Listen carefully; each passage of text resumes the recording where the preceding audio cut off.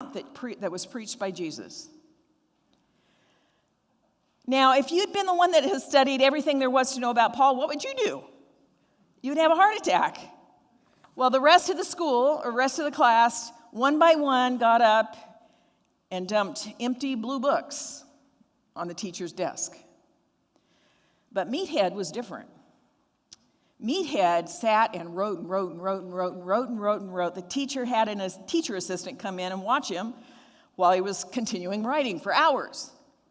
Finally, he was done, and there was two piles. There was one huge pile of everybody else, and there was Meathead's one little book.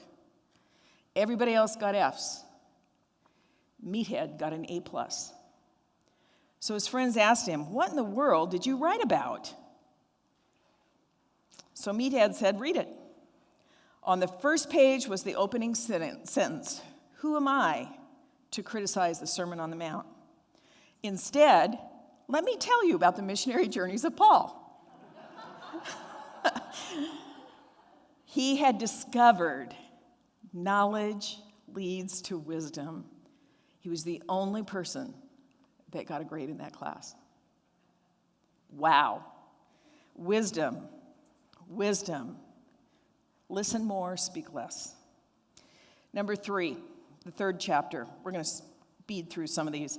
Wisdom comes through relationships with God and people. Like I said, the Bible, cover to cover, is about relationships.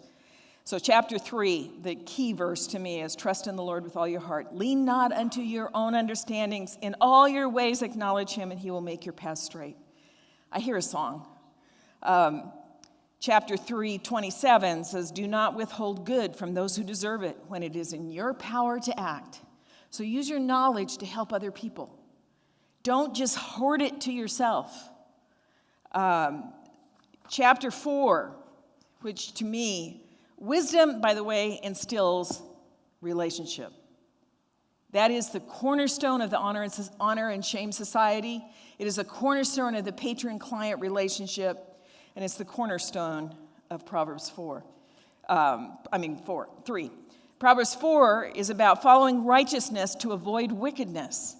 So if you, verse 2 says, "If I give you sound learning, so do not forsake my teaching. Esteem her wisdom, and she will exalt her.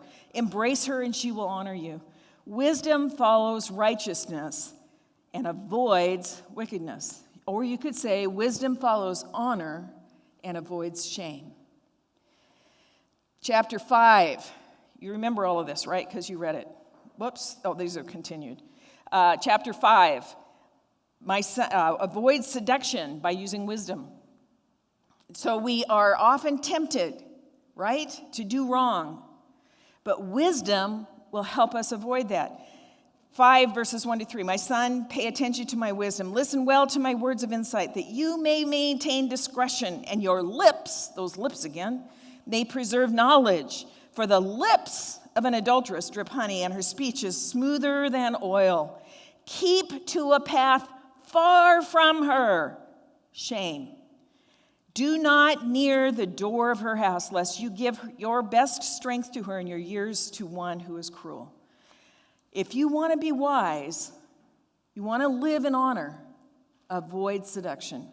That's what that's saying. Preserve knowledge. Chapter 6. "The wise humbly ask for forgiveness or release of foolish indebtedness." Now remember, who's indebted to whom? The client is indebted to the patron in a society of honor. So sometimes if it's foolish indebtedness, I don't know that this is for sure, but in my mind, it seems to me that it is a foolish indebtedness is when you get indebted to someone else for the benefit of the benefactor, the patron, not for the benefit of the client. That is foolish indebtedness. And what does wisdom say? This is where charis comes in, grace upon grace, which I believe is part of this word called humble or humility. There's a great book called Humilitas by a guy named John Dixon out of Australia. And he says, the noble choice to forego your status deploy your resources, or use your influence for the good of others before yourself is humility. That's the definition he uses of humility. To forego your status, deploy your resources, or use your influence for the good of others before yourself. In other words, it's a willingness to hold power in the service of others. Can you do that? That is what wisdom requires. How do you get out of a foolish indebtedness? You become humble and you serve others. And in Proverbs 6, it says, go ask in humility for release.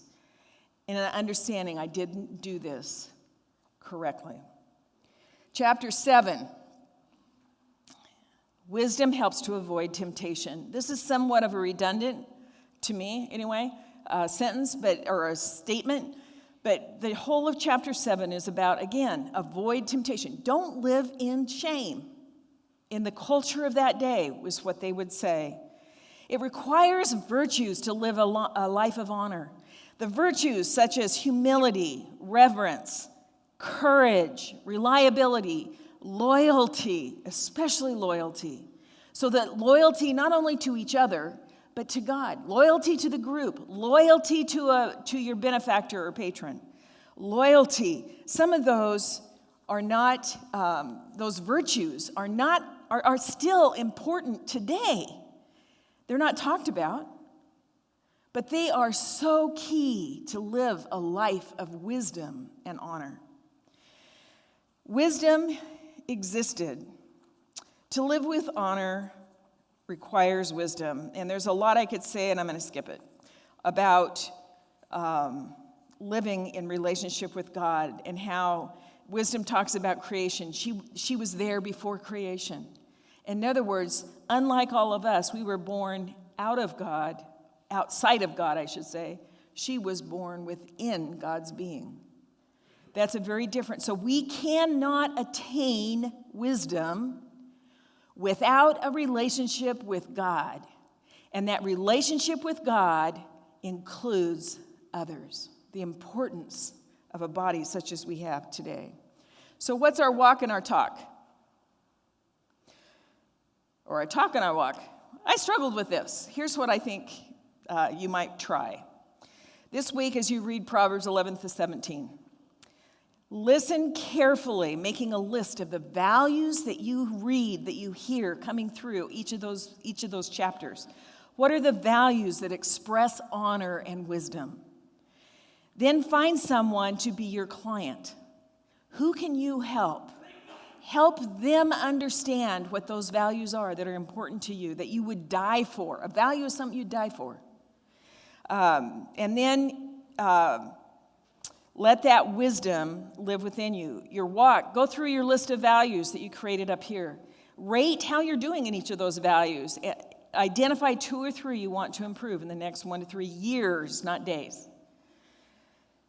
So, wisdom requires relationship with God. If we are going to read any of Proverbs, it must be in relationship with God. Or it's not wisdom. It's just knowledge. There's a story about a proud young man who came to Socrates asking for knowledge.